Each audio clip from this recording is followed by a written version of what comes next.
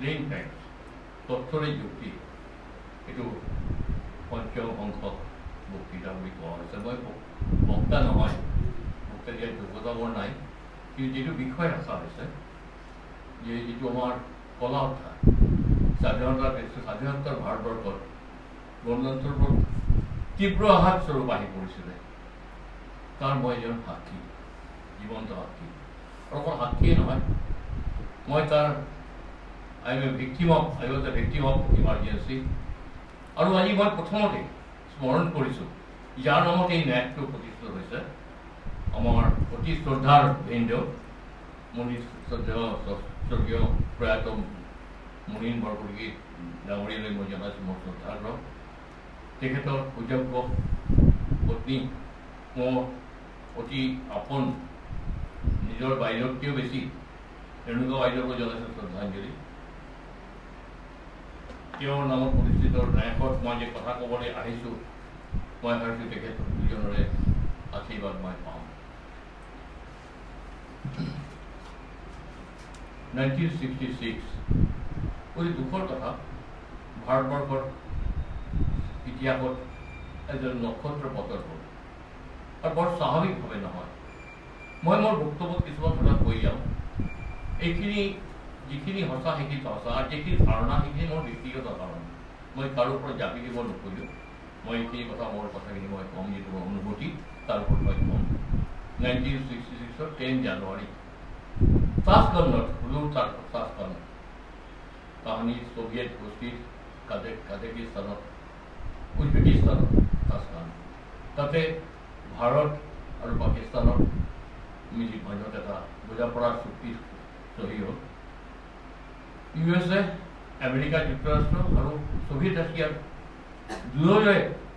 প্ৰেছাৰত বিপক্ষ বহিলে, চহী হ'ল। আৰু সেইদিনা ৰাতি ৰহস্যজনকভাৱে শাস্ত্ৰীজীৰ মৃত্যু হ'ল। এই মৃত্যুটো কোনেও আমি মানি ল'ব পৰা নাছিলোঁ। তার তদন্ত হল, কিন্তু তদন্ত প্রকাশ নহল। কোয়া হল এনেকা কিছুমান রাষ্ট্রীয় লগত যুক্ত আছে, যদি তদন্ত রিপোর্ট প্রকাশ করা হয় তাহলে আমার বন্ধুত্বর অবনতি হল। একই কথা আৰু এজন মিস্টেৰিয়াসলি হেৰাই যোৱা নেতা সুভাষ চন্দ্ৰ বসুৰ সম্বন্ধ কোৱা হয়। কি হোক 66 জানুৱাৰীৰ পিছতে প্ৰধানমন্ত্ৰীৰ মৃত্যুৰ পিছত, ৰাষ্ট্ৰীয় মৃত্যুৰ পিছতে তেতিয়া সিন্ডিকেট, কংগ্ৰেছৰ সিন্ডিকেট পৰিৱেশ প্ৰখ্যাত ক'ব পাৰে, কুখ্যাত ক'ব পাৰে। কামৰাজ নাজাৰ, ৰিঞ্জিলিকা পাক, SK পাটিল, অতুল ঘোষ, মেইন গুৰি ধৰ্তা, তেওঁলোকে ভাবিলে মৰিজিদেশাইক নকৰি আমাৰ বেলেগ এজনক কৰা ভাল, যাক আমি কণ্ট্ৰল ৰাখিব পাৰিম।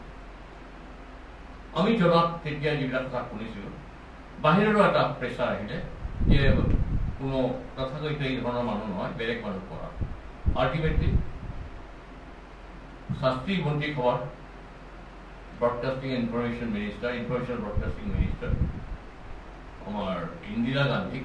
জৱাহৰলাল নেহৰুৰ একমাত্ৰ পুত্ৰী, তেওঁক প্ৰধানমন্ত্ৰীৰ গদিত বহোৱালে সিন্ডিকেটে। কিন্তু মজাৰ কথা হ'ল, এই পৰিৱৰ্তনৰ লগে লগে কিছুদিনৰ ভিতৰতেই ইন্দিৰা গান্ধীৰ লগত এই সিন্ডিকেট গোষ্ঠীৰ যেন কণ্ট্ৰল কৰিব নোৱাৰা হ'ল ইন্দিৰা গান্ধীক, এটা পৰিস্থিতিৰ সৃষ্টি হ'ল। প্ৰায় তেওঁলোকে ব্যস্ত হৈ পৰিল নিজৰ ভিতৰতে, আৰু ধীৰে ধীৰে ইন্দিৰা গান্ধী নিজৰ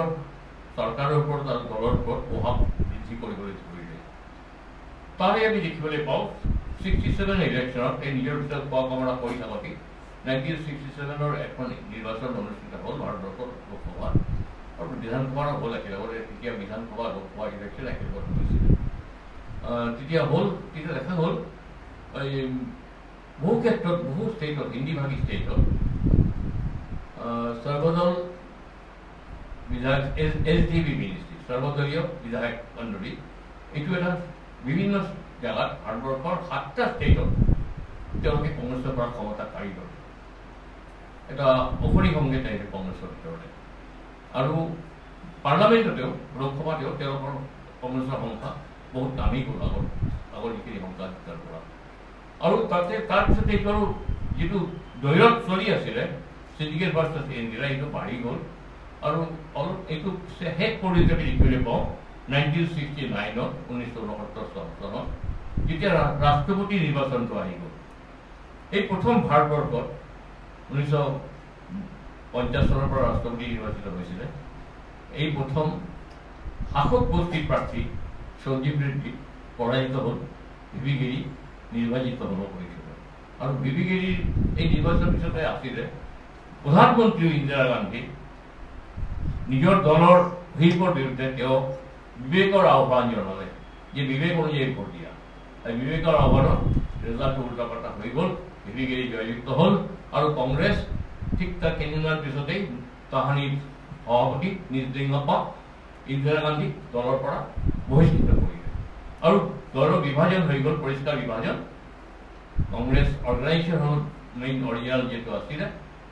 আৰু দ্বিতীয়টো হ'ল কংগ্ৰেছ ৰিকুইশ্যনিষ্ট, ৰিকুইশ্যন বিচাৰিছিলে। পিছত আল্টিমেটলি কংগ্ৰেছ আই নামতে আমি নামাংকিত হ'লগৈ। 69ত এইটোৰ পিছতেই ইন্দিৰা গান্ধী যেন এটা বিশেষ ধাৰা তেওঁ ল'লে। তেওঁ গোটেই তেওঁ কৰ্মধাৰাটো সলনি কৰিলে। নেহৰুৰ যিটো ধাৰা আছিল বা গান্ধীৰ যিটো ধাৰা, তাৰ পৰা তেওঁ বহুতখিনি আঁতৰি আহিলে। বুজা গ'ল তেওঁ এটা আন্তৰ্জাতিক গোষ্ঠীক দেখুৱাবৰ কাৰণে হওক বা যি কাৰণে হওক, মতৰ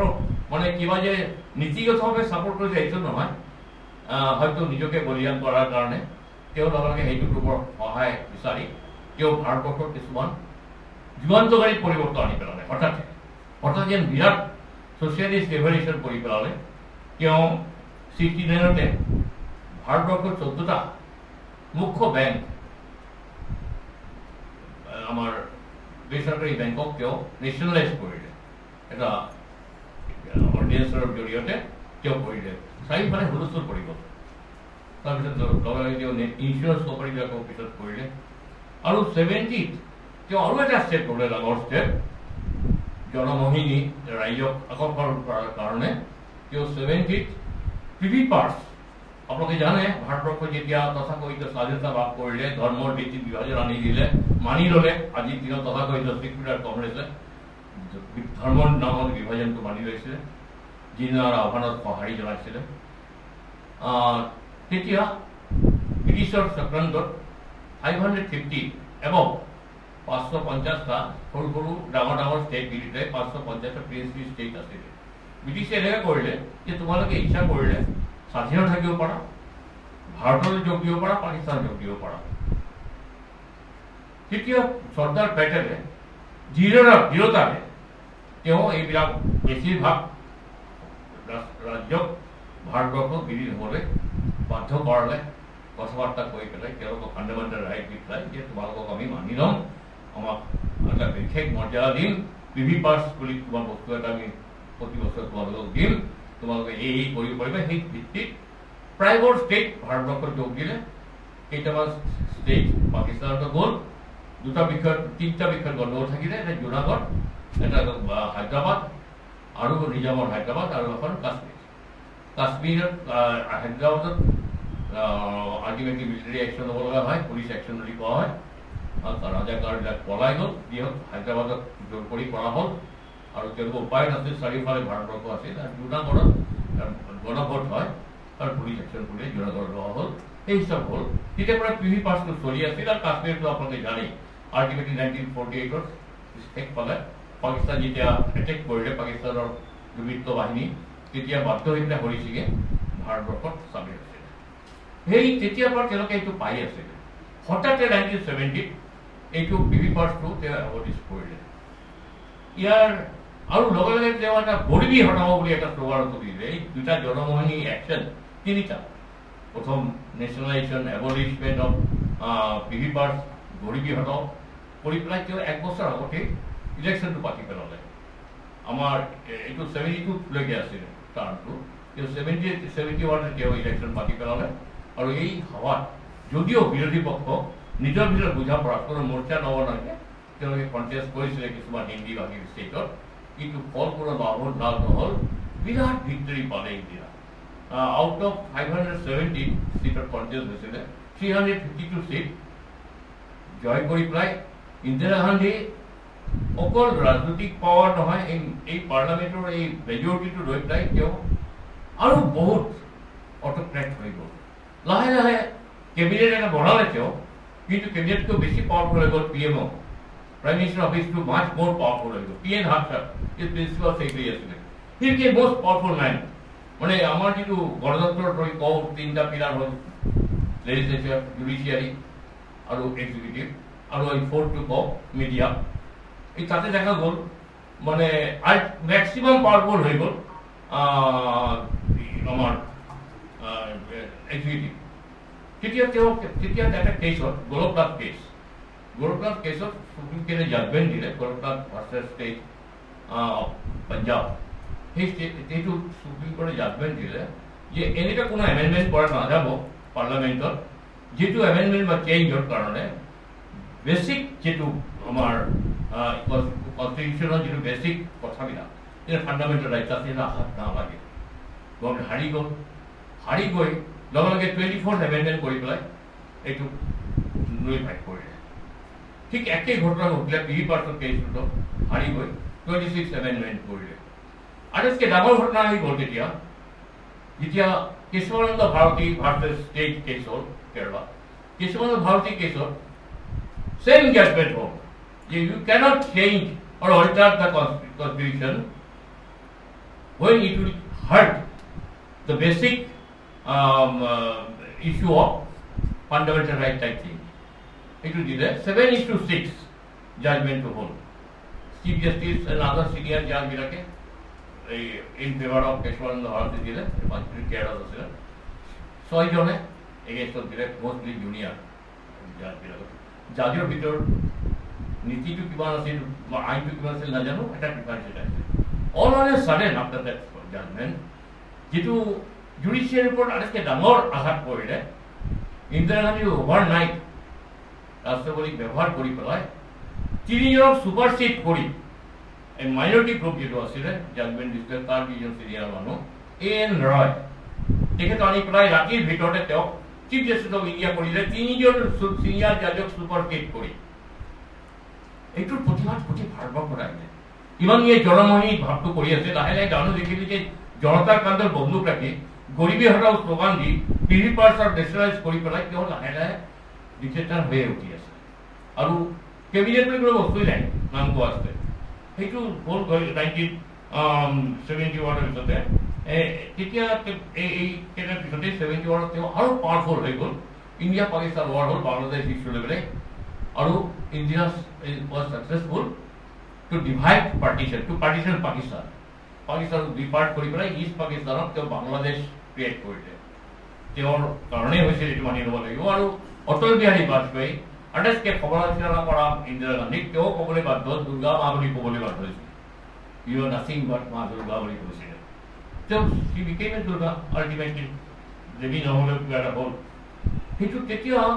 ষ্টেটবিলাকেও যেতিয়া পাৰ্টি নাই, পাৰ্টি যিটো অৰ্গেনাইজেশ্যন অলৰেডি ভাঙি গৈছে, কোনো ঠাইতে কোনো পাৰ্টি নাই, কিছুমান এজন নতুন এটা গুণ্ডা শক্তি জাগ্ৰত হ'ল দিল্লীত।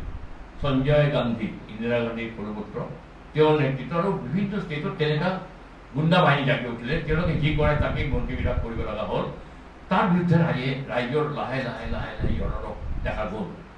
সেইটো ষ্টেজত গুজৰাটত 1973 গুজৰাটত,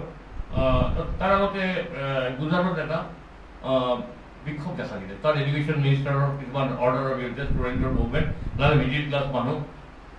কৃষক শ্ৰেণী চব আগবাঢ়ি আহিলে। নৱনিৰ্মাণ মুভমেণ্ট বুলি কোৱা হৈছে, নৱনিৰ্মাণ মুভমেণ্ট। তাতে বহুদিন বিৰতিৰ পাছত আমাৰ ভাৰতবৰ্ষৰ জননেতাৰ ভিতৰত অন্যতম লোকনায়ক জয়প্ৰকাশ নাৰায়ণ, তেওঁ বহুত দীৰ্ঘ বিৰতিৰ পিছত, তেওঁৰ স্ত্ৰীৰ বিয়োগৰ পিছতে, চন্দ্ৰৱতী দেৱীৰ বিয়োগৰ পিছত তেওঁ ওলাই আহিলে। তেওঁ ওলাই আহি গুজৰাটত উপস্থিত হ'ল। এই মুভমেণ্ট লাহে বিভিন্ন ষ্টেটত বিয়পাই পৰিলে। নতুন যিটো গুণ্ডা শক্তি জাগি উঠিলে, তাৰ বিৰুদ্ধে বিভিন্ন ষ্টেটৰ মন্ত্ৰী সভাৰ বিৰুদ্ধে আৰু অন্যায়ৰ বিৰুদ্ধে দুৰ্নীতি, মানে একে আনকণ্ট্ৰল দুৰ্নীতি আৰম্ভ হ'ল। তাৰ বিৰুদ্ধে গুজৰাটৰ নিচিনা আন্দোলন আন আন ঠাইত বিয়পাই পৰিলে। বিশেষকৈ বিহাৰত 1974 ফাৰ্ষ্ট কোৱাৰ্টাৰৰ পৰা ছাত্ৰ সংঘৰ্ষ সমিতি বিৰাটভাৱে আন্দোলন আৰম্ভ কৰিলে। বাই দেট টাইম গুজৰাটত এডুকেশ্যন মিনিষ্টাৰ ৰিজাইন দিবলৈ বাধ্য হ'ল জনৰল পৰষত। আল্টিমেটলি চিফ মিনিষ্টাৰ ৰিজাইন দিবলৈ বাধ্য হ'ল। ৰিজলিউশ্যনত গুজৰাট গভৰ্ণমেণ্ট হ'ল। বিহাৰতো ঠিক একে ডিমাণ্ড আহিলে আৰু জংগল ৰাজ হৈ গ'ল কেবিনেট চেন্ট্ৰেল কেবিনেটৰ মেম্বাৰ এলেন মিশ্ৰ তেওঁ নিজৰ ঘৰতে মানে তেওঁক বন্দুক দি বোমেৰে গুলি কৰি বোমা মাৰি পেলোৱা হ'ল এনেকুৱা বহুত ঘটনা ঘটিলে তেতিয়া এদিন পাটনাত 74 ফেব্ৰুৱাৰী মাহত ডাঙৰ সমাৱেশত জয়প্ৰকাশ নাৰায়ণ আহ্বান জনালে যে তোমালোকে নতুন বিপ্লৱৰ পাছে আগবাঢ়ি যোৱা এনেকুৱা শক্তিৰ বল আগবাঢ়ি অহা আৰু তেওঁ ক'লে তোমালোকে ছাত্ৰ সংঘৰ্ষ কমিটি কৰা কিন্তু তোমালোকৰ গ'ল সম্পূৰ্ণ বিপ্লৱ সম্পূৰ্ণ ক্ৰান্তি টোটেল ৰেভলিউশ্যন তেওঁ আহ্বান জনালে আমাৰ অসমতে আমি এইটো প্ৰতিক্ৰিয়া আমাৰ হ'ল আমিও ইয়াতে সৰু সুৰা মুভমেণ্ট বিভিন্ন ক্ষেত্ৰত তেতিয়া এটা দেখা গ'ল একচেপ্টিং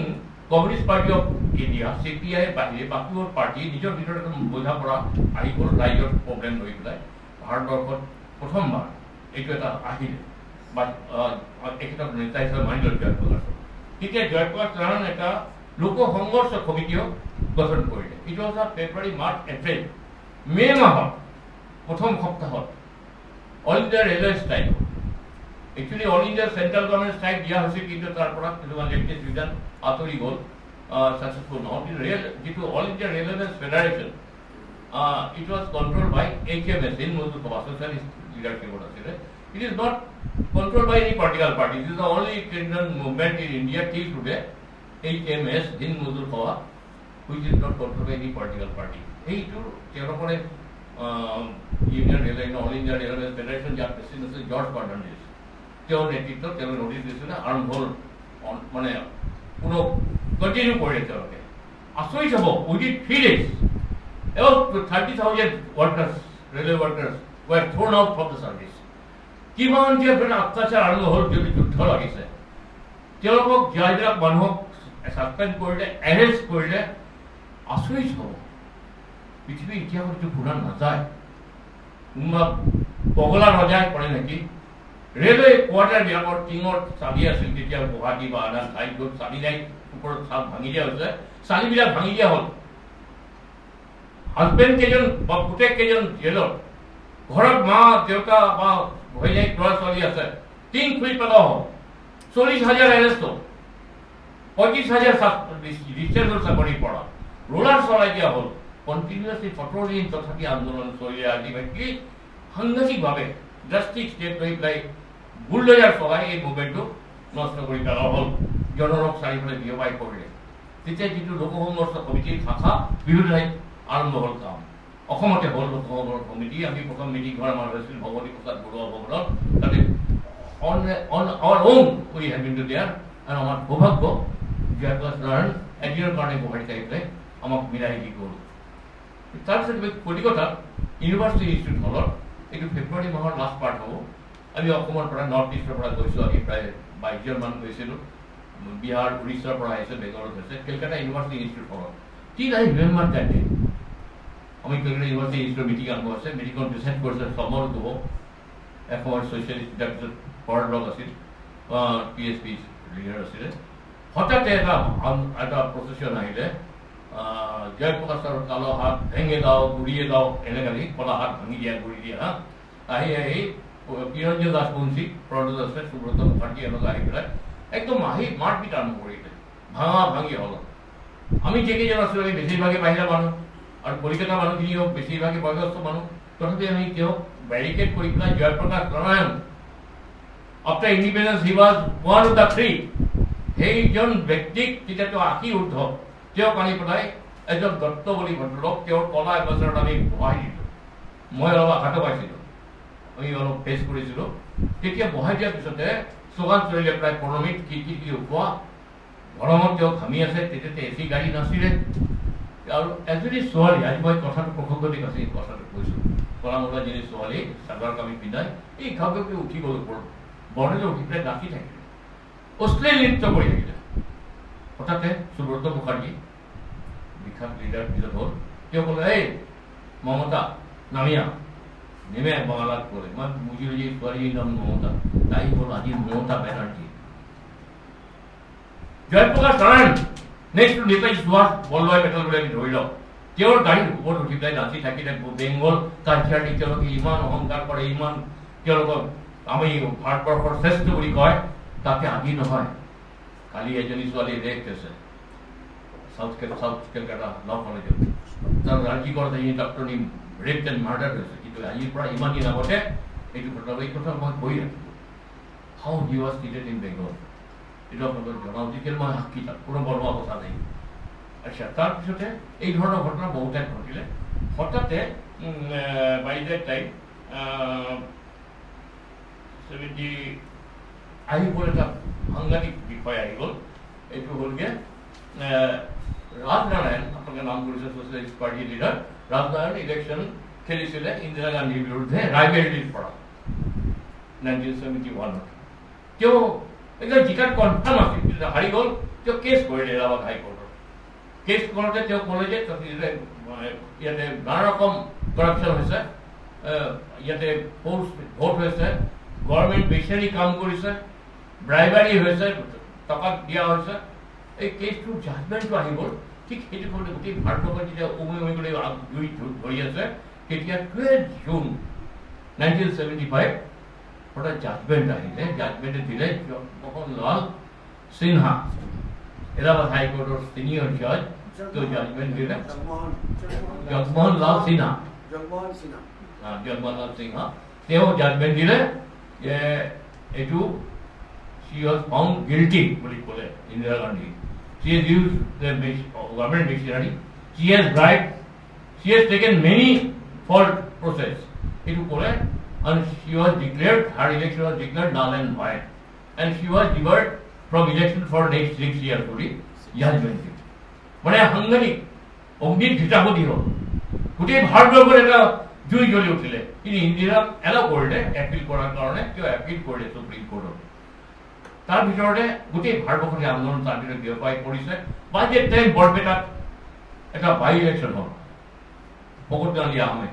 তাৰা কিছু উঠিছিলে আমাৰ ইয়াৰে ওচৰতে আছিল বিশ্ব গোস্বামী নিজৰ ঘৰ বাৰী এৰি পেলাই এই আমার পুরোনা পিএসপি অফিস হরিশ গোস্বামীর ঘরটোত আমার যে জনতা পার্টি অফিস তাতে কেউ গোটেই জীবনটো কটাই গ'ল এটা সৰু ৰুমৰ ভিতৰত এই বিশ্ব গোস্বামী কণ্টেষ্ট কৰিছিলে আৰু ইলেকশ্যনৰ কাউণ্টিঙৰ দিনা তেওঁ বহুত ঠাই চাৰি পালে বেলেট পালে more than 2000 বেলেট পালে আৰু বহুত কাগজ পত্ৰ পালে এই ৰৈ তেওঁ দিল্লীত জনাবৰ কাৰণে প্লেনত উঠিছিলে তাৰ আগদিনা 23 তেওঁ দিল্লী গুৱাহাটী এয়াৰপৰ্টতে এৰেষ্ট কৰিলে কিন্তু আমার এরেস্টর প্রোগ্রামটা আরম্ভ হল একদিন আগতে ওই বিশ্ব গোস্বামী বিশ্বদানে এরেস্ট করলে আচ্ছা সেইটো হতে হতে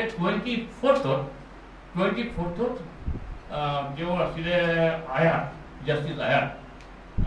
ভিকে কৃষ্ণ আয়া জাস্টিস ভিকে কৃষ্ণ আয়া সুপ্রিম কোর্টর যে আফল করলে এলাহাবাদ হাইকোর্টের জাজমেন্ট আফল করে পেলাই বলে এইটো একদম সঁচা কথা আৰু অকল ইলেকশন কন্টেস্ট কৰা 6 বছৰ কাৰণ হচ্ছে 6 বছৰ কেউ ভোটও দিব নোৱাৰে বুলি কইলে এটা এক্সট্ৰা এডিশন হল it will be debarred from voting কেউ ইলেকশন তো উঠিবই নোৱাৰিব ভোট কৰিব এইটো হল 24 তাৰিখে গোটেই ভাৰতবৰ্ষ জুড়ে উঠে গোটেই পেপাৰ কিন্তু আহি গ'ল 30 তাৰিখে 25 তাৰিখে জয়প্ৰকাশ নাৰায়ণৰ আহ্বানত আমাৰ যেটো বনাইছিলে যেটো সংঘৰ্ষ কমিটি অলিজা কমিটি বানাইছিলে সেই সংঘৰ্ষ কমিটি লোক সংঘৰ্ষ কমিটি জমায়েত আহ্বান কৰিলে ৰামলীলা ময়দানত ইউ বি সাৰপ্ৰাইজ আমি দিল্লীত যোৱা নাই কিন্তু সেইটো সময়ত আমাৰ পেপাৰ পঢ়াৰ সৌভাগ্য বা জনাৰ সৌভাগ্য হৈছিলে যে চিঠি পেপাৰ পাইছোঁ মোৰ 10 লাখ মানুহ জমায়েত হৈছিলে কোনোবা খোজকাঢ়ি আহিছে কোনোবা বাছেৰে মেট্ৰ' নাই কেনেকৈ আহিছে সাধাৰণ মানুহ কোন ধনী মানুহ নহয় কোটিপতি নহয় আহি পেলাই জমা হল তাতেই জয়প্ৰকাশ নাৰায়ণ বাজপেয়ীজি আদৱানী মোৰাৰজী দেশাই সবাই আহ্বান জনায় তাৰ আগতে মোৰাৰজী দেশাই প্ৰেসিডেন্ট কৰি নানাজী দেশমুখক এই ৰাষ্ট্ৰীয় মোৰ্চাত সংঘৰ্ষ মোৰ্চাত প্ৰেসিডেন্ট আৰু সেক্ৰেটাৰি বনাইলে নিজে নহল জয়প্ৰকাশ নাৰায়ণ তাৰে আহ্বান জনালে রাইজক জনালে সরকারক জনালে পুলিশক জনালে যেহেতু বেআইনী সরকার তেনার কথা তোমাকে শুনিবা তেওঁৰ কথা থাকালৈকে গড় সৰকাৰ চলিব নোৱাৰে প্ৰধানমন্ত্ৰী চেঞ্জ কৰক পদত্যাগ কৰক প্ৰমাণ কৰিলে without having any cabinet meeting Indira Gandhi দৌড়ি গ'ল রাষ্ট্রপতি ভবনত আমার দুর্ভাগ্য নে সৌভাগ্য আমি ক'ব নোৱাৰো ৰাষ্ট্ৰপতি আছিলে আমাৰ এই ফখৰুদ্দিন আলী আহমেদ ডাঙৰীয়া he was used like a rubber stamp ৰাতি 10:30 11টা বজাত ডিক্লেয়াৰ কৰিলে declaration of emergency was declared from Rashtrapati Bhavan. আৰু লকে লকে ভাৰতবৰ্ষৰ more than 140 আমি হিচাপ পাইছিলোঁ মিডিয়া হাউচৰ ইলেক্ট্ৰিচিটি কাটি দিয়া হ'ল শুনিছিলে কেতিয়াও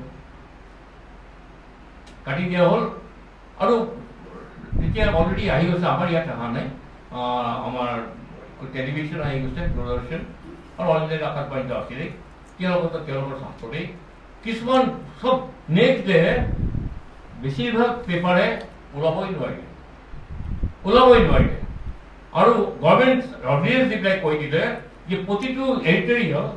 আমাৰ সতীশ কাকুৰি যেতিয়া আছাম পিউৰ এডিটৰ আছিল তেওঁ হেনো চাকমাৰী থানাত পঠিয়াব লাগিব তেওঁ এডিটৰিয়েলটো আৰু থানাৰ হয়তো মেট্ৰিক পাছ অচিজন তেওঁ এইটো চাই দিব চবাব পাৰে কি দুৰ্ভাগ্য দেশৰ এইটো হ'ল চব ঠাইতে হ'ল OC will be the officer in charge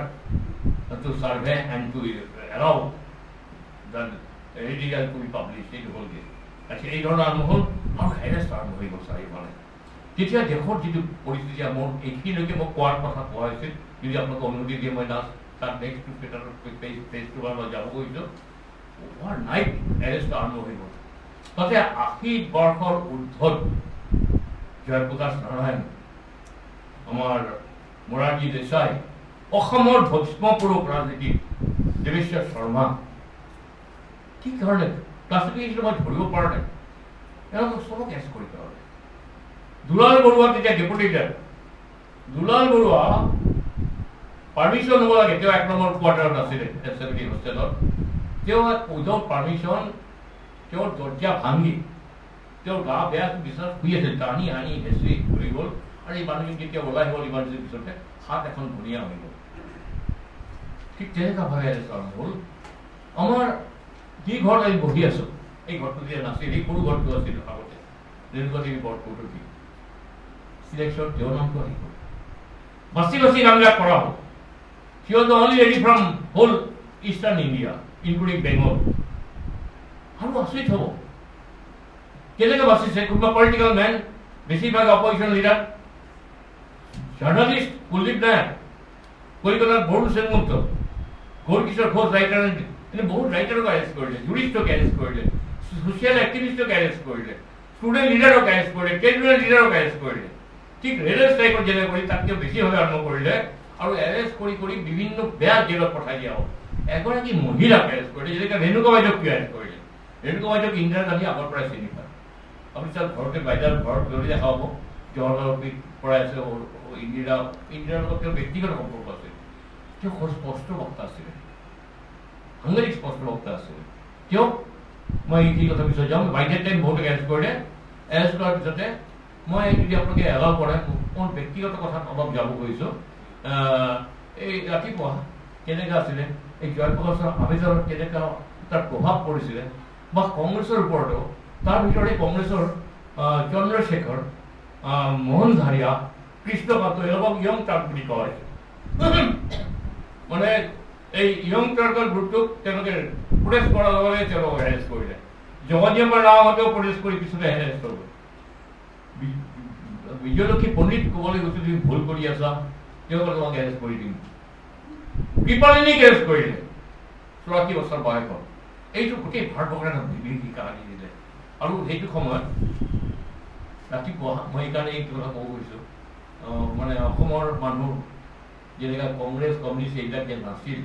হঠাতে আহিলে বলেনৰাম ফুকন যেতিয়া আছিলে গুৱাহাটী কৰ্পৰেশ্যনত বাই ডেট টাইম অসমত এটা বিপ্লৱ হৈছিলে পলিটিকেলি 1974 প্ৰথম গুৱাহাটী কৰ্পৰেশ্যনৰ প্ৰথমবাৰৰ ইলেকশ্যন হ'ল এই ইলেকশ্যনত বহু কংগ্ৰেছ বিৰোধী ভোটে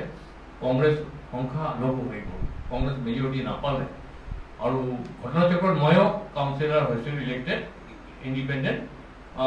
এনেকৈ আমি ইণ্ডিপেণ্ডেণ্ট আৰু আদাৰ দেন CPI আমি এটা প্ৰগ্ৰেছিভ ফ্ৰণ্ট কৰিছিলোঁ প্ৰগ্ৰেছিভ ফ্ৰণ্ট প্ৰথম দায়িত্ব লৈছিলে শাসন নহয় এইটো চবেই মিলি পেলাই কৰিব লাগে কৰ্পৰেশ্যনত মেয়ৰ বনাইছিলোঁ আমি ৰাধা গোবিন্দ বৰুৱাদেৱক সিংহপুৰ তেওঁক মেয়ৰ কৰিছিলোঁ তেনে মই কাউন্সিলাৰ আছিলোঁ বলেনৰাম ফুকনৰ কাউন্সিলাৰ আছিল কংগ্ৰেছৰ মই দেখোঁ তৰুণৰাম ফুকনৰ ডাঙৰ ল'ৰা ডাঙৰ পুত্ৰ তেওঁ বীৰেন ৰাম ফুকনক তেওঁৰ কাজিন ব্ৰাদাৰ ফাৰ্ষ্ট কাজিন লৈ আনিছে কি was the MLA from Guwahati জয় বিএনক লৈ আনিছে বেয়া খবৰ পালোহে কি এনেকুৱা ইমাৰ্জেঞ্চি হৈ গ'ল মানে গম পাইছোঁ এই কালি ৰাতি হৈছে তোমাক এৰেষ্ট কৰিব কৰিলে কৰিব সেইটো নহয় তোমাক বেয়াকৈ এৰেষ্ট কৰিব বেয়াকৈ এৰেষ্ট কি বোলে তোমাক এটা বেয়া লিষ্টত তোমাৰ নামটো আছে সেইকাৰণে আমি আহিলোঁ তুমি ইমিডিয়েটলি গুৱাহাটী আহি গুচি যোৱা আচৰিত কথা কৈছোঁ আজি মোৰ ওচৰতে শ্ৰীবাস্তৰ ছাৰ বহি আছে তেওঁ কথা বহুত জানিব হয়তো আচৰিত কথা সেইদিনা কটন কলেজৰ আমাৰ গোস্বামী ছাৰ আছে কটন কলেজৰ প্ৰাক্তন অধ্যাপক অমৃত শ্ৰদ্ধাৰ ৰবীন গোস্বামীদেৱ তাতে এটা মুভমেণ্ট চলি আছিলে প্ৰফেচাৰসকলৰ 144 ব্ৰেক কৰি আছিলে তাতে মই যোগ দিলোঁ যোগ দিওঁতে প্ৰিয় গোস্বামী আছিলে গুৱাহাটী SP প্ৰিয় গোস্বামী আহিলে মোক ধৰিলে আপুনি 144 ব্ৰেক কৰিলে হা মই এটা ধমকি দি মোক হাতটো ধৰি পেলাই টানি লৈ গৈ আছিলে ক'ত লৈ যায় সেই লৈ লৈ DC বাল্মীকি প্ৰসাদ সিং যিজন এছিয়ান ডেভেলপমেণ্ট বেংকৰ CMD হৈছিলে ভাৰতবৰ্ষৰ হোম ছেক্ৰেটাৰী হৈছিলে আৰু ৰিটায়াৰমেণ্টৰ পিছতে ছিকিমৰ গভৰ্ণৰ হৈ পেলাই তেওঁৰ জীৱন শেষ কৰিছিলে BP সিং আছিল DC তেখেত মোক সুধিলে প্ৰথমতে ডক্টৰ আপুনি RSS কৰে নেকি মোৰ RSSৰ কোনো শক্তি আছে আমি RSS একেলগত ছ'চিয়েল ৱৰ্ক কৰোঁ কেতিয়াবা ব্লাড বেংক হ'লে ব্লাড বেংকত তেওঁলোকে বহুত ব্লাড দিয়ে তেওঁলোকৰ পৰা সহায় লওঁ ৰিলিফত আমি তেওঁলোকৰ ভলেণ্টিয়াৰ পাওঁ এইটোৱে কাম কোনো অফিচ বেলেগ নহয় বোলে আপুনি ভগৱতীশ্বৰ বৰুৱা ভৱনত আছিল নেকি আছিলোঁ আপুনি কলিকতা ইউনিভাৰ্চিটি ইনষ্টিটিউট আছিল নেকি আছিলোঁ বৰপেটা মেডিকেল আছিলে আছিলোঁ হৈ গ'ল আপোনাৰ অৱস্থা মই যে নাজানো হোৱাট ইজ মই খালি কাহিনীটো এইকাৰণে কৈছোঁ আমি নাজানো ইমাৰ্জেঞ্চি কি কেতিয়াও কি হ'ব আমি নাজানো আপুনি ইমিডিয়েটলি আপোনাৰ লিষ্টটো বেয়া লিষ্ট কি বেয়া লিষ্ট মই নাজানো মানে আপুনি 200 টকা মোক ওলাই দিলে BP Singh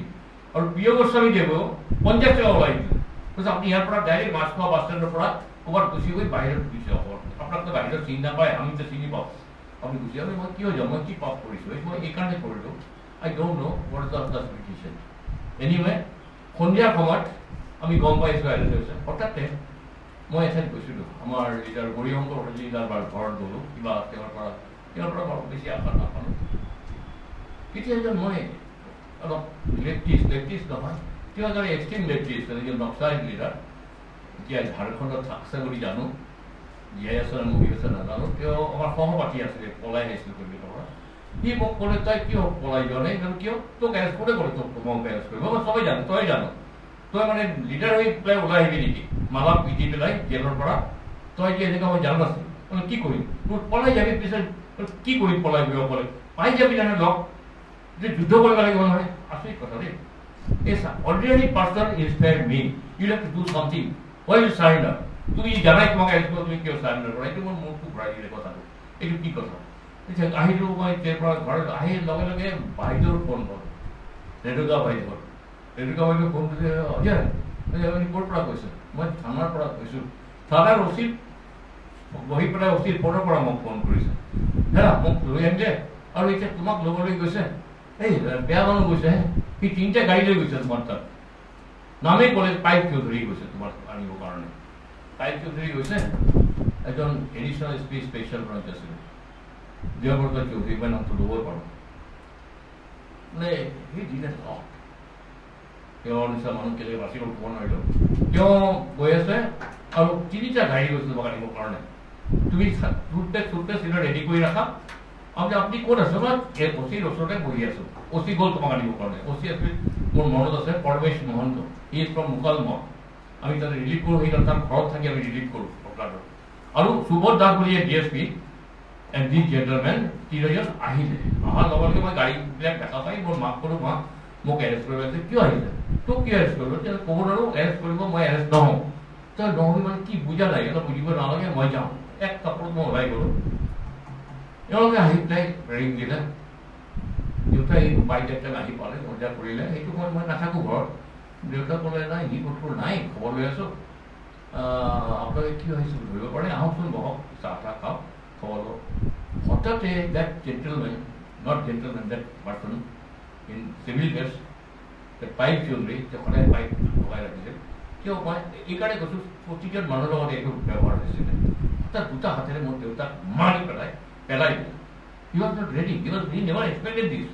and he was very popular in Guwahati whole Vijayawada নৰিমাহৰ ইয়াতে অজাত শত্ৰু কিয় মই লগে লগে কিয় মাৰ ভিতৰত সোমাই যোৱা তোমালোকে এতিয়া সুবোধ দাস DSP আৰু অচি মহন্ত ৰিভল্ট কৰিলে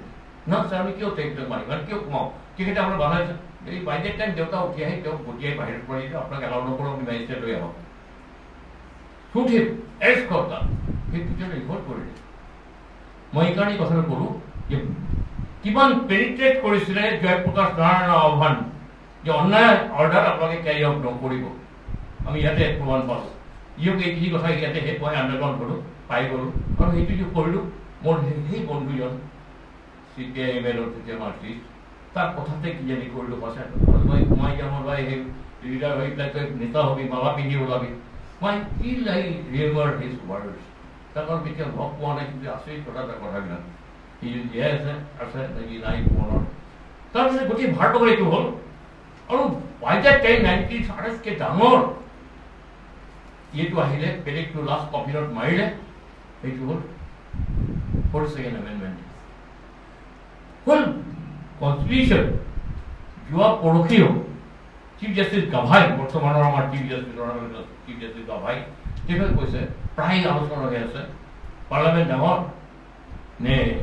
জুডিচিয়েৰী সুপ্ৰিম কোৰ্ট ডাঙৰ সুপ্ৰিম কোৰ্ট পাৰ্লামেণ্টতকৈ আটাইতকৈ ডাঙৰ হ'ল সংবিধান কনষ্টিটিউশ্যন পঢ়ি কথা তেওঁ এতিয়াও এই একেই বস্তু চলি আছে সংখ্যাটো পাৰ্লামেণ্টৰ সংখ্যাটো কেতিয়াও ৰাইজৰ উপকাৰত লগাব লাগে দেশৰ বিৰুদ্ধে নিজৰ সংস্থাৰ কাৰণে নহয় আজি ছ'চিয়েলিষ্ট আৰু ছিকুলাৰ কথাটো প্ৰিএম্বল চেঞ্জ কৰি পেলালে ছিকুলাৰ যদি হয় তোমালোকে কংগ্ৰেছে দেশখন বিভাজন কৰিছিলা ধৰ্ম ভিত্তিত কিয় কৰিছিলা ছিকুলাৰ হৈ পেলাই যিটো কেঞ্চাৰ আজিও আমি ভুগি আছো আজি INA-টো হিন্দু মুছলমান একেলগে যুদ্ধ কৰিছিলে কান্ধত কান্ধ লগাই 11জন জেনেৰেলৰ ভিতৰত 5জনে মুছলিম আছিলে 2জন শিখ আছিলে এজন খ্ৰীষ্টান আছিলে বাকী এজন হিন্দু আছিলে আজি কিয় তোমালোকে এইটো কৰিলা আজি যেতিয়া মিউটিনি হ'ল নেভি মিউটিনি চবেই একেলগত মিউটিনি কৰিছে 1946ত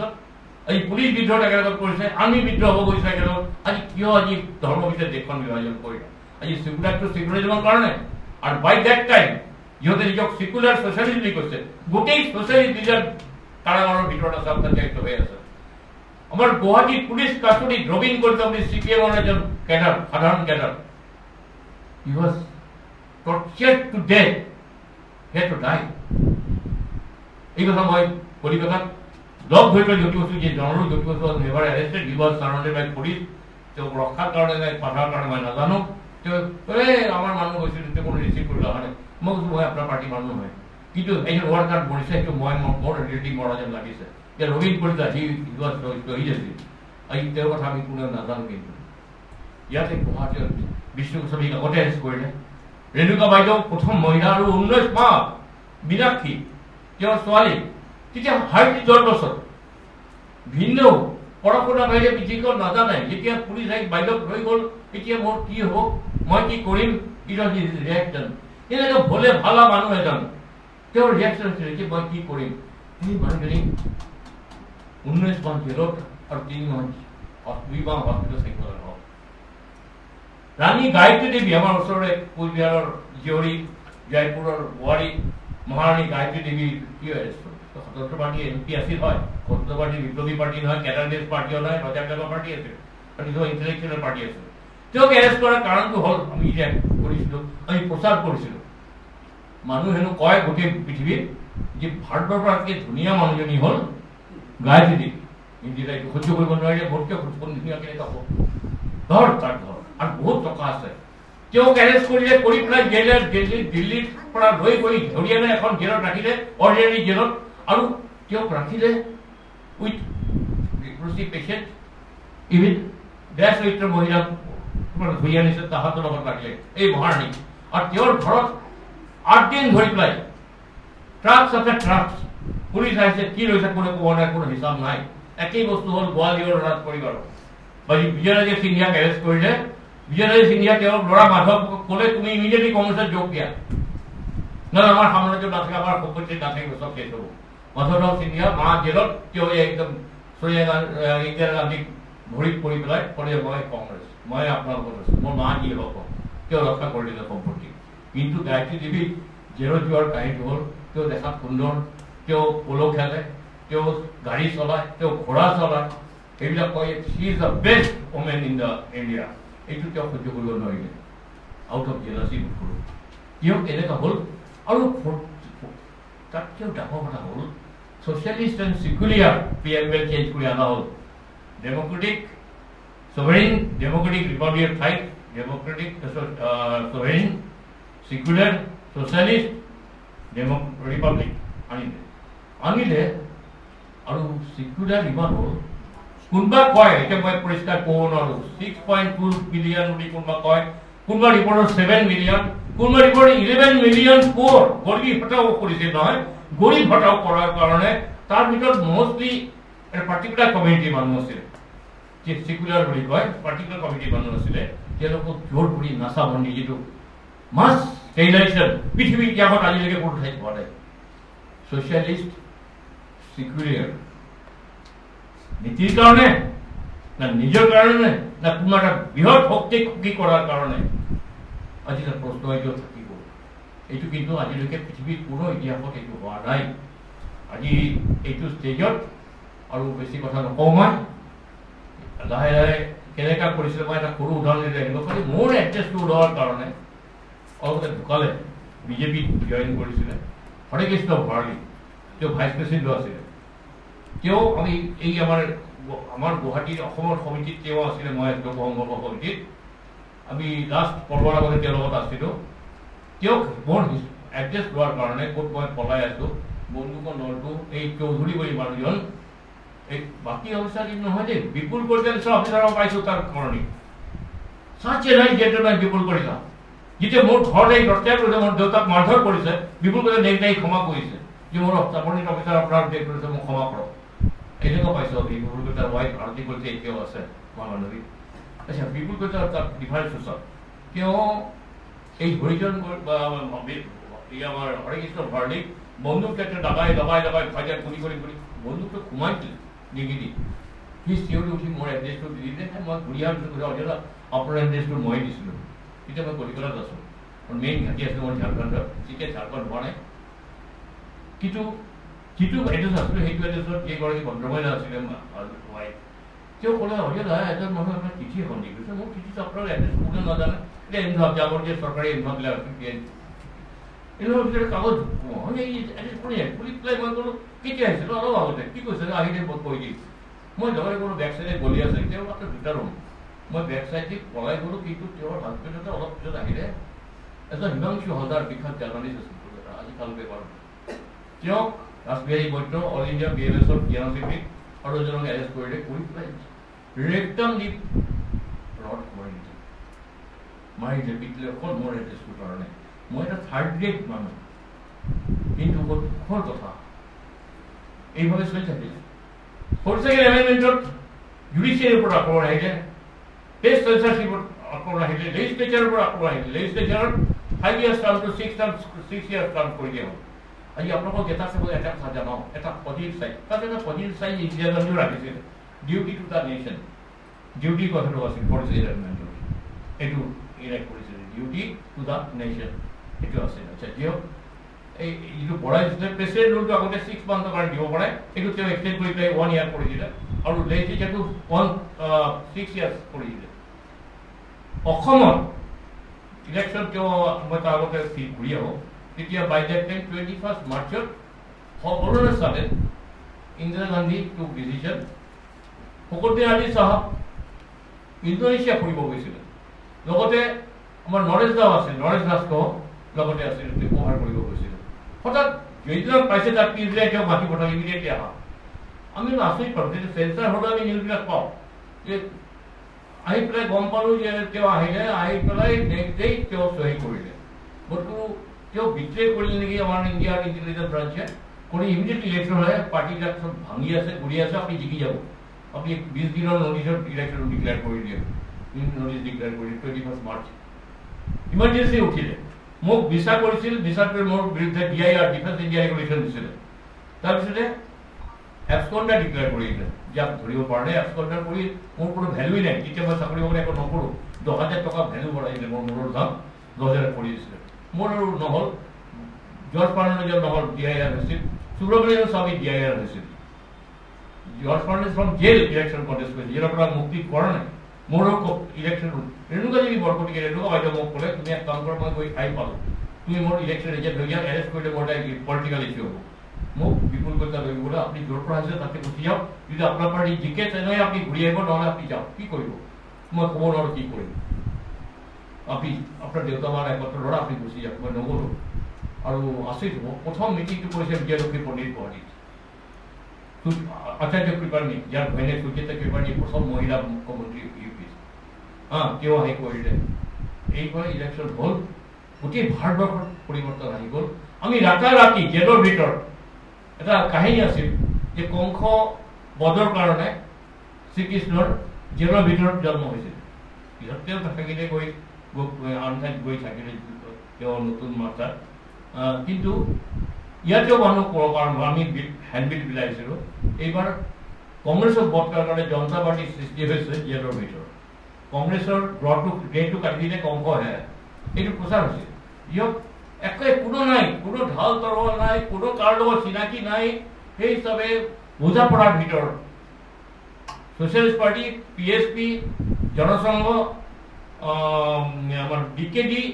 স্বতন্ত্ৰ পাৰ্টি,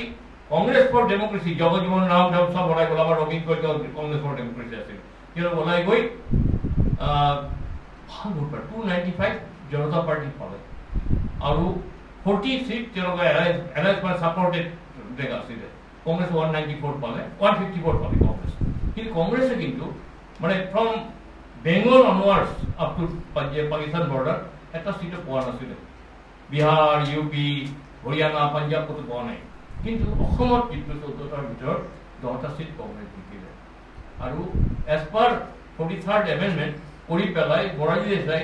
খুব এথিকেলি ক'লে, য'ত য'ত কংগ্ৰেছে জিকিছে লেট দেম কণ্টিনিউ 6 years। আমাৰ ইয়াতে 6 বছৰ চলিলে। মই ইমানখিনি কথাই ক'লোঁ এজন মানুহৰ কাৰণে, যে চলিলে 5 বছৰ কমপ্লিট হ'ল। বহুত মই নাম কাৰণ নলওঁ, বহুত ডাঙৰ ডাঙৰ লিডাৰ আছিল তেতিয়া, লিডাৰ অফ দ্য অপজিশ্যন আছে, কোনো একান্ত কথা কোৱা নাই। কিন্তু আমাৰ এজন মানুহ এতিয়াও জীয়াই আছে আমাৰ মাজত, প্ৰেমধৰ বৰা। 3বাৰ তেওঁ ইণ্ডিপেণ্ডেণ্ট জিকি আহিছে, 3বাৰ নে 4বাৰ তেওঁ সেইবাৰো ইণ্ডিপেণ্ডেণ্ট জিকি আহিছে। তেওঁ উঠি পেলাই ক'লে, স্পীকাৰ ছাৰ আজি মোৰ 5 বছৰ পুৰা হ'ল, ৰাইজে মোক 5 বছৰ কাৰণে পঠিয়াইছিলে, মই তাৰ বাহিৰে এদিনো থাকিব নোৱাৰোঁ, মই ৰিজাইন দিলোঁ। ঠিক তেনেকৈ কিন্তু অসমৰ বাহিৰে এইবিলাক ঠাইত হোৱা নাই। কিন্তু দক্ষিণ ভাৰততো সেইবিলাকত 6 বছৰ কণ্টিনিউ কৰিছে জিকিছিলে কংগ্ৰেছ। সেইটো কিন্তু এটা আদৰ্শ তেওঁ ৰাখি গৈছে। ইট ইজ এ বিপ্লৱ মানুহৰ। কিন্তু আমাৰ মই কাৰো নাম নল'ব নকৈছোঁ, কিন্তু লিডাৰটো অপজিশ্যন আছিল, তেওঁ কৰা নাই। বা আমাৰ অপজিশ্যনৰ মানুহো বহুতে আছিলে, যিকেইজন মানুহ এৰেষ্ট হোৱা নাই, ভাল ভাল মানুহ। কিন্তু এওঁ দেখুৱাই দি গ'ল সততা কাক কয়। আজি তেওঁ জীয়াই আছে, age of 95। Let us pray for his long life. মই আৰু বেছি কথা নকওঁ। আজি এইখিনি কথা কোৱাৰ সুযোগ যে মোৰ নিচিনা যেন সাধাৰণ, মই একমাত্ৰ সাক্ষীহে, জীৱনটো সাক্ষী। মই কিভাৱে বুজাব পাৰিছোঁ মই ক'ব নোৱাৰোঁ। আৰু মোৰ ভাৱটো, মোৰ কথা যদি কাৰোবাক আঘাত দি থাকে ৰাজনৈতিকভাৱে বা আনভাৱে, মই ভ্ৰমণ কৰিছোঁ। কিন্তু মোৰ সেইটো মই আগতে কৈছিলোঁ, এইটো মোৰ ভ্ৰমণৰ কথাই মই ক'ম। আৰু কিছুমান কথা যিটো প্ৰথমতে কোৱা হৈছিলে তথ্যৰ যুক্তিৰে, তথ্য যুক্তি যিখিনি কৈছোঁ আৰু ভাৱ যিখিনি কৈছোঁ সেইখিনি ক'লোঁ। ইমাৰ্জেঞ্চিৰ কথা কৈ পেলাই ভয় সোমাই মাজে মাজে এতিয়াও শুনো অমুক চৰকাৰ, কোনো মানুহৰ নাম দি গণতন্ত্ৰৰ ব্যক্তিৰ কোনো ঠাই নাই, তাৰ পুতেকৰ ঠাই নেই। Sanjay Gandhi being a son of A prime minister যিটো অন্যায় কৰি গৈছে, সেই অন্যায় পুনৰাবৃত্তি মাজে মাজে আমি দেখিবলৈ পাওঁ বিভিন্ন ৰাজ্যত। মই অমুকৰ অমুক তমুকৰ তমুক সংখ্যাটো পাৰ্লামেণ্ট বা এছেম্বলি সংখ্যাটো কেতিয়াও মানুহৰ অস্ত্ৰ হ'ব নোৱাৰে ৰাজ্যৰ বিৰুদ্ধে খেলাৰ কাৰণে। আমি সজাগ থাকিব লাগে, আমি প্ৰহৰী হৈ থাকিব লাগে। ৰক্ষা নকৰিলে কিন্তু সেই একেই দিন ঘূৰি আহিব, য'ত 6 মিলিয়নে হওক, 7 মিলিয়নেই হওক, 11 মিলিয়নেই হওক, গৰীব পুৰুষ মানুহক মাছ এনেকৈ চেৰিটাইজেশ্যন কৰাৰ নিচিনা মানে কাহিনী, অশ্লীল কাহিনী। আৰু মানুহ এজনক খোৱাৰ কাৰণে ঘৰটো, মই কওঁ আমাৰ ঘৰৰ মোৰ দেউতা, বৰদেউতা, খুৰা, সাধাৰণ মানুহ, খুৰাক শিক্ষক বেংক একাউণ্ট চিট কৰি দিয়া হ'ল। ঘৰ ভাড়াটো ভাড়া এটা আছিলে, ভাড়া দিয়া কৰি যদি কোৰ্টত ভাড়া দিওঁ, ভাতে মাৰিছিল। অকল মোৰ ক্ষেত্ৰত মই কি হৈছে, মোৰ ক্ষেত্ৰত হৈছে মই নিজে সাক্ষী, এনেকৈ সকলোৰ ক্ষেত্ৰত হৈছে। আজি হৰিচৰণ কৰি আৰু যে নাম কৰে হৰিচৰণ কলিতা, এতিয়াও জীয়াই আছে, হাতটো বেকাহে আছে। এই চৌধুৰী বুলি মানুহজন হাতটো ভাঙি দিছে তাক এজনৰ এড্ৰেছ লোৱাৰ কাৰণে। আজি নৱকান্ত বৰুৱা কামপুৰৰ ঘৰ অলপতে ঢুকাইছে, তাৰ নখটো উঠাই দিয়ে ভৰি, কি কয় বৰ পানী পিয়া লাগিছে কয় তাত পেচাব কৰি পেলাই নিজৰ পেচাব খা এই ধৰণৰ প্ৰত্যাহ্বান কিন্তু হৈছিল ব্ৰিটিছ ভাৱৰি কোনো গণতন্ত্ৰ মানুহক এইটো অধিকাৰ কেতিয়াও দিয়া নাই সেইকাৰণে আমি ইয়াতে অনুৰোধ কৰিম আমি যোনেই আছোঁ য'তেই আছোঁ উই মাষ্ট বি সজাগ প্ৰহৰী হ'ব লাগে যাতে এই দিন ঘূৰি নাহে আজি কোনেও যাতে প্ৰধানমন্ত্ৰী ক'ব নোৱাৰে যে মোৰ চৰকাৰ তেওঁৰ চৰকাৰ নহয় তেওঁৰ পাৰ্টিৰ চৰকাৰ ৰাজ্যিকা বা যে কাউন্সিলাৰ গুৱাহাটীৰ 3 দিন চৰকাৰ কি কয় প্ৰাইম মিনিষ্টাৰ ছবি লৈ পেলাই প্ৰাইম মিনিষ্টাৰ কেণ্ডিডেট বা এমপিজন কয় মোৰ কি ভয় আছে মই প্ৰাইম মিনিষ্টাৰ কেণ্ডিডেট মানুহে পাৰ্টি কৰক পাৰ্টিৰ পৰা অনুগত থাকক কিন্তু তাত প্ৰধান কাম হ'ব লাগে এই জনপ্ৰতিনিধি জনতাৰ হিতৰ কাৰণে সমাজৰ হিতৰ কাৰণে কাম কৰিব লাগে তেওঁ পাৰ্টি কৰক পাৰ্টিৰ পৰা অনুগত থাকক কিন্তু দলৰ দাস হ'ব নাপায় আজি মই এইখিনি কথা কৈ মই মোৰ অভিজ্ঞতা